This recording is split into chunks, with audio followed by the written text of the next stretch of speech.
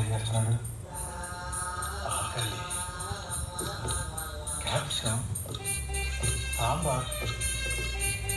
కళ్యాణి, కళ్యాణి, ఏంటన్నీ veg? Non veg లేదా? మరి నాతో చాలాసార్లు తిన్నావుగా? నేను తింటాను, కానీ ఆ సంగతి మా నాన్న తెలిస్తే చంపేస్తాడు. నాకు నాన్ వెజ్ లేకపోతే ముద్ద లేదు కదా. నాన్న తెలిస్తే బాగుండదు చేతులు. నాన్న ఉన్న రోజులే కదా.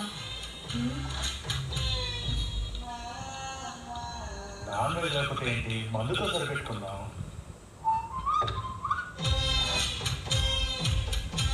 కళ్యాణి, కళ్యాణి, ఇక్కడ నా బాటిల్ పక్క ఉండాలి. ఉండాలి. ఏమైంది? నాన్న చేస్తే మంచిగా ఉండదని నేను ఎలా చెప్పా? ఆయనకు ఆల్రెడీ తెలుసు. అదంతా పెళ్లి కాకముందు, పెళ్ళి అయినాక కూడా తాగుతున్నావు తెలిస్తే ఆయనకి ముందు బ్యాడ్ ఇంప్రెషన్ వస్తుంది. నాన్న ఉన్న రోజులే కదా.